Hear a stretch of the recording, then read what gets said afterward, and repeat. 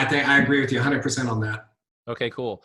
Well, this Forbes article had 21 gig. You can go to Google and type in the title and bring these things up. And then in the, and my Alexa just went off, or my Google just went off because I said Google.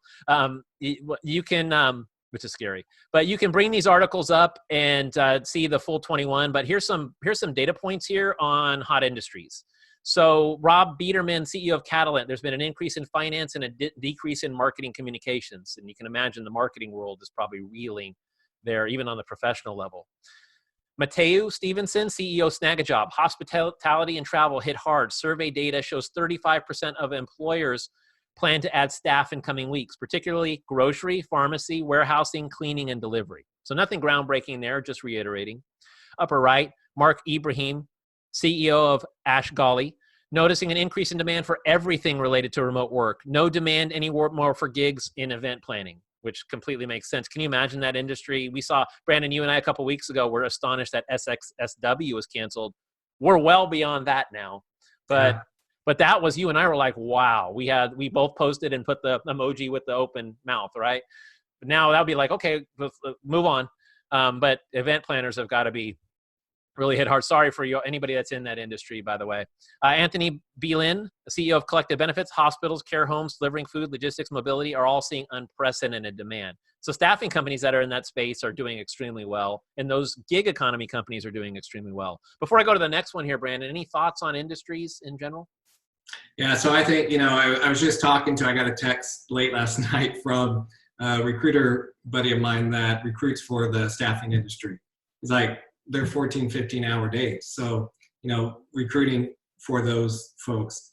So definitely, healthcare is going to be on the verge. Biotech, all of those pharmaceuticals, gaming, streaming. So, you're a gaming company. Everybody's at home, right? And Netflix and the Hulus and all those companies, I would imagine they're going to do very well in this. And yeah, agreed. So hopefully some of you can shift to that are in staffing, and you have clients that have that need and can help keep your people internally employed, because Brandon and I have had conversations with a bunch of recruiter friends, unfortunately some of whom have lost their jobs pretty quickly. So, and then this last one is John Windsor, CEO of Open Assembly. The average cost of office space per employee is estimated at $25,000 per person per year. Significant. Now that people have been working remotely well, it doesn't seem that offices will stay the same. Now, a call I had earlier today was with the chief data officer of a credit card company that everybody has in their wallet. And it's not the one that says what's in your wallet. It's not that one. But she runs a global organization and has a lot of authority. And she's like, I'm still adjusting to this remote work. And our entire Asia Pac, tens of thousands of people are all remote now.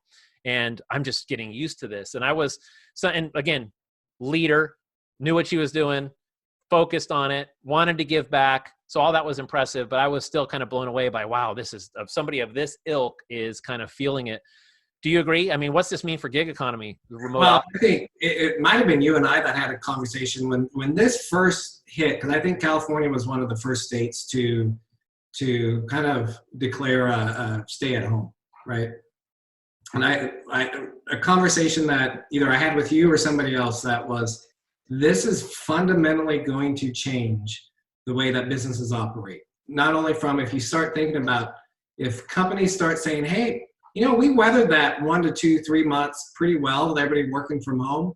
Do we need all this space, right? So, I think, again, if I own commercial real estate buildings, I'd be looking at how do I kind of convert those things where it's shared office space. And, there's companies that do that, but all of those things they're going to relook at, because that's an average cost. You said you budgets for when I ran global HR teams, and when we look at what is that cost per person, that overhead, they're going to start taking a look at that. Can we invest more in the technology side, or do we need to have all this office space? Can we do shared?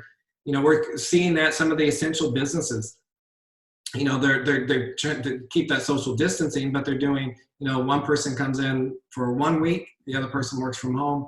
Next week, that other person comes into the office. So I really think companies are going to start reimagining what their setup looks like.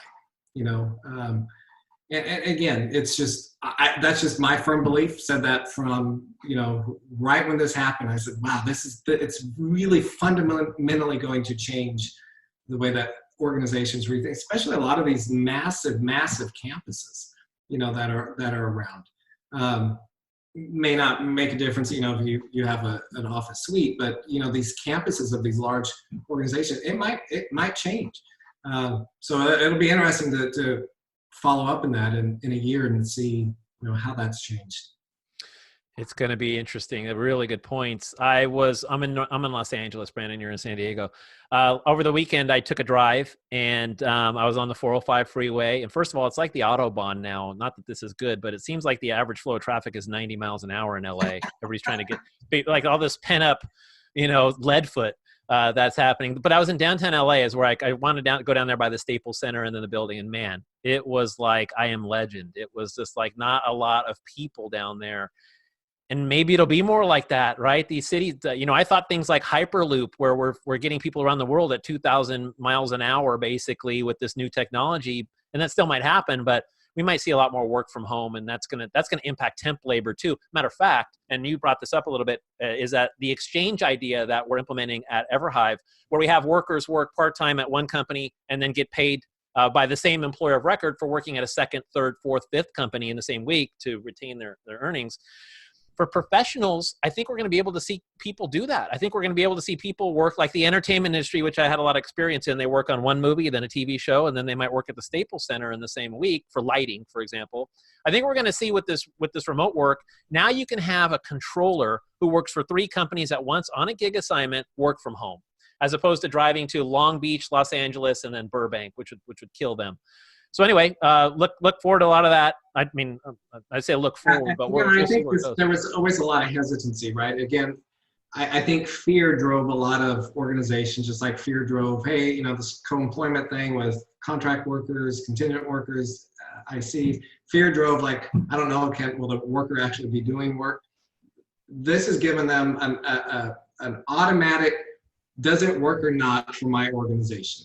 You know, you can see it. And that's where organizations really get to know. It's like my wish with every organization is that they realize how much fear kept them from being ready, and moving beyond that fear to say, okay, we gotta move forward as we reestablish our organization and get ready for, you know, now the truly the 21st century of doing things, you know, differently.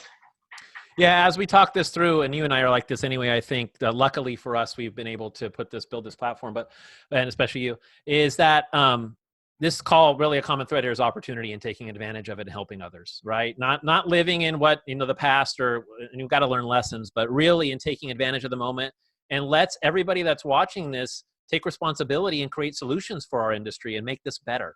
We have to, now's the time. So I appreciate just reiterating that. Well, and then, you know, even just a side note to add to that is, you know, for anybody who's watching, whether you're in procurement, finance, HR, whether you're, you know, a C-suite or, you know, an assistant or what have you, whatever level you are at, now more than ever, I believe, is your time to set. You're going to see ideas come from everyone. So I encourage everyone at all levels to step up to share an idea of what works, what's not with their boss or their leaders, or vice versa. If you're C-suite, find out what's working, what's not working from those that are reporting into your organization, because that's going to be key of really structuring the business efficiently.